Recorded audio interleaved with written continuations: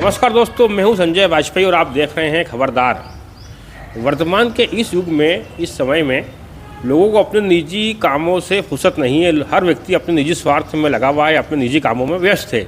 अपने लिए, अपने परिवार के विकास के लिए काम कर रहा है, मेहनत कर रहा है।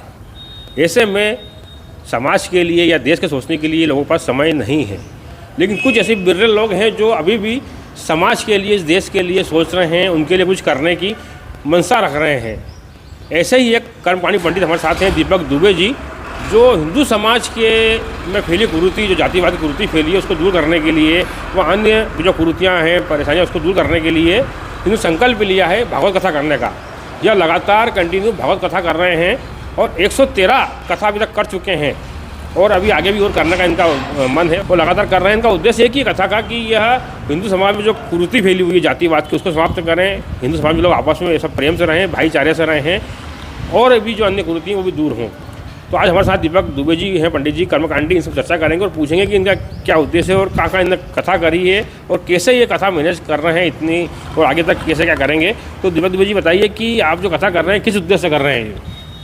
मेरा एकमात्र उद्देश्य कथा का ये है कि भगवत चर्चा के माध्यम से समाज में जागृति फैलाना और जो छुआछूत और भेदभाव वैसे धर्म में कभी था तो नहीं, लेकिन ये भ्रांति फैलाई गई है, तो इस भ्रांति को दूर करके और जातिवाद को ख़त्म करना ही हमारा उद्देश्य है कथा भागवत के। कितनी कथा कर चुके अभी तक आप?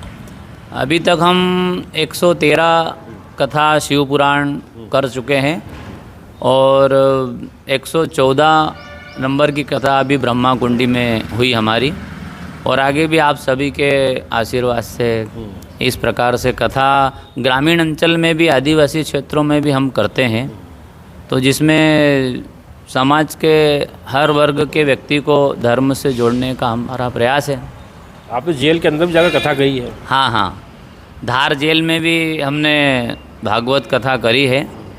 तो वहाँ पे भी हमारा यही उद्देश्य था कि व्यक्ति विशेष को कथा के माध्यम से, और वैसे भी आपको पता होगा कि भगवान कृष्ण का जन्म भी जेल में ही हुआ, तो वहाँ पे भी जन जागृति और लोगों को धर्म के प्रति प्रेरित करने के लिए हमने कथा करी। जैसे कथा करते हैं, भागवत कथा हो या शिव पुराण कथा हो, इस कथा के बीच में आप भाईचारे का या जो समाज में कुरीति फैली उसके लिए भी आप समझाते हो लोगों को? जी बिल्कुल। जैसे कि कथा का बहुत सारे कथाकार ऐसे प्रसंग बोलते हैं कि भगवान राम भी गए शबरी के घर पे, उनने बोर खाए, और निषाद राज से जब भगवान मिले तो भगवान ने निषाद राज को भी अपनी बराबरी में ही बिठाया। और शिव महापुराण में भी एक जगह वर्णन आता है आहू का अवतार का भगवान शिव जी के।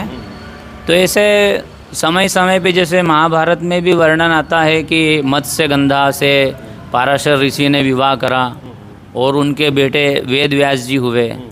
तो अगर ये जाति प्रथा होती तो मत्स्यगंधा से पाराशर ऋषि विवाह नहीं करते।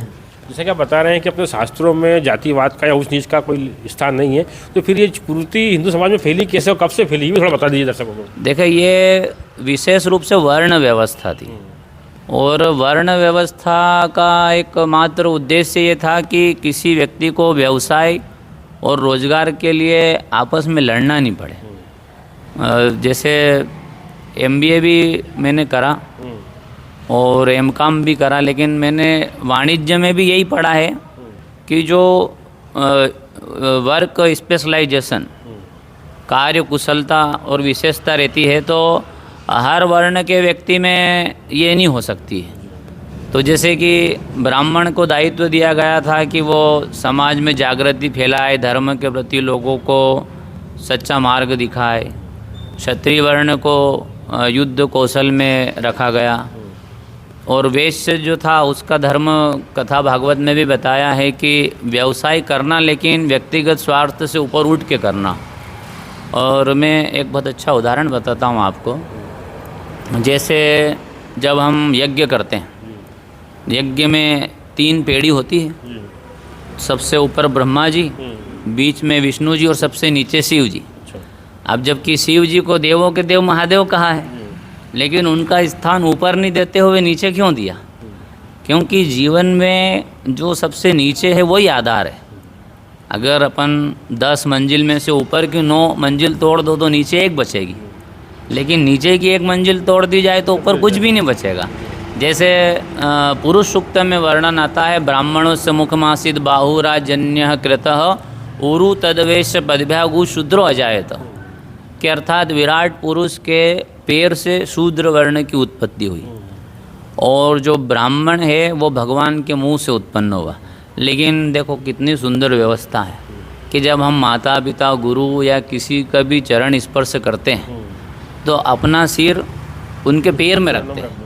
तो इसका तो ये अर्थ हुआ कि भाई ब्राह्मण जो है वो जो है कि अपने जो पैर है वर्ण कह लो या मतलब चरण कह लो, वहाँ झुकेगा जब भी वो आगे बढ़ेगा। तो इस सभी को मिला के अपन ये कह सकते हैं कि जातिवाद धर्म में नहीं था, ये तो भ्रमित किया गया मुग़ल आक्रांताओं ने, अंग्रेज़ों ने, क्योंकि वो जानते थे कि अगर हमको इस देश पे राज करना है तो इनको आपसी जातिवाद में उलझा के लड़ा के रखना है, डिवाइड एंड रूल।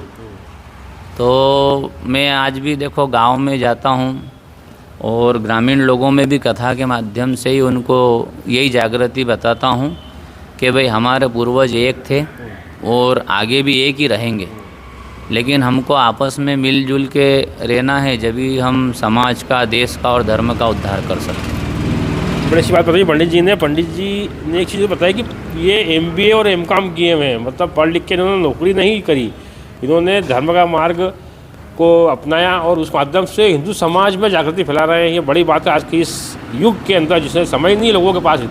आज फोकट बात करो तो बोलते हैं हमारा समय नहीं, हमको हमारा निजी काम करना है या परिवार के लिए व्यस्त नहीं। ऐसे में इन्होंने ये डिग्रियाँ लेने के बावजूद भी कर्मकांड चुना, धर्म का रास्ता चुना और उस रास्ते के माध्यम से ये हिंदू समाज में फैली कुरीति को दूर करने का प्रयास कर रहे हैं। हम चर्चा करते हैं, आप जो कथा कर रहे हैं इसमें व्यवस्था जो होती होगी, इतनी कथाएँ करते हैं तो माइक है, मंच है, ये भी सब आप लोग मदद करते होंगे सब? हाँ, वैसे बहुत बार लोगों की हमको सहायता भी मिल जाती है और अगर सहायता नहीं भी मिलती है तो हम अपने स्तर पे कथा करते हैं। नहीं, और कथा करने का आपको लगता है कि लक्ष्य मतलब सब मन में है कि मैं इतनी कथा करूँ, या आप कंटिन्यू से करते रहेंगे जब तक आपको समझ लगता है कि समाज के अंदर ये कुरीति जो ये कम हो रही है, जो बुराई ये कम हो रही है, आप इसे कंटिन्यू करते रहेंगे ये? हाँ, और 1000 से ऊपर कथा भागवत करने का विचार है और मेरे प्रेरणा स्रोत डोंगरे जी महाराज हैं। जैसा आप सभी जानते हो कि मालवा प्रांत के बड़े शुद्ध विचार के संत डोंगरे जी महाराज कथा करते थे तो 125 रुपया लेते थे, वो भी नियम का। और उनकी पत्नी ने कहा कि 1000 कथा होने के बाद अब मेरा विचार है कि मैंने भगवान कृष्ण को ही अपना पुत्र मान लिया। एक बार डोंगरे जी महाराज की कथा में 1 करोड़ रुपए का दान आया, लेकिन वो सब उनने वापस अस्पताल को दान कर दिया। तो ऐसे सच्चे संत भी थे डोंगरे जी महाराज जैसे, और भी हैं। लेकिन समाज को आजकल मसाले की आदत है, नकारात्मक खबर बहुत जल्दी फैलती है, जबकि सकारात्मक कार्य यदि कोई करता है तो वो एक प्रकार से लोगों का ध्यान आकर्षित नहीं कर पाता है। आज के ज़माने में जो फिल्मी हीरो है, जो करोड़ रुपया लेते हैं पिक्चर बनाने का, लेकिन वो हमारे बच्चों को ऑनलाइन गेमिंग, जुआ खेलना सिखा रहे हैं। पाउच खा के दाने दाने में केसर का दम बता के वो बच्चों को कैंसर की ओर मोड़ रहे हैं, लेकिन समाज उनको हीरो मानता है। जबकि मैं मानता हूँ कि देश का सच्चा नायक तो इस देश का सिपाही है। तो ऐसी बहुत सारी बात है। आज के वर्तमान समय में, युग में, माता पिता अपने बच्चों को पढ़ाते लिखाते हैं, डिग्री दिलवाते हैं, उसको नौकरी करने के लिए प्रेरित करते हैं कि बस नौकर बन जा, नौकरी कर, मतलब मानसिकता ही नौकर बनने की रहती है बचपन से। लेकिन ऐसे में दीपक दुबे जी ने M.Com किया, MBA किया, उसके बाद नौकरी नहीं करी, इन्होंने खुद कर्मकांड का रास्ता अपनाया और उस कर्मकांड के माध्यम से उसको आजीविका नहीं बनाया। आजीविका तो ठीक है होती है, लेकिन उसकी कर्मकांड के माध्यम से हिंदू समाज में जागृति फैलाने का काम कर रहे हैं और इनका उद्देश्य है कि ये 1000 भागवत कथा करेंगे। तो ईश्वर जरूर इनको इसके लिए आशीर्वाद देगा और उनका सहयोग मिलेगा और ये 1000 जो उद्देश्य में जरूर पूरे होंगे और हिंदू समाज का भी निश्चित ही ऐसे पंडित जी के होने से भला जरूर होगा। खजाना कुबेर का,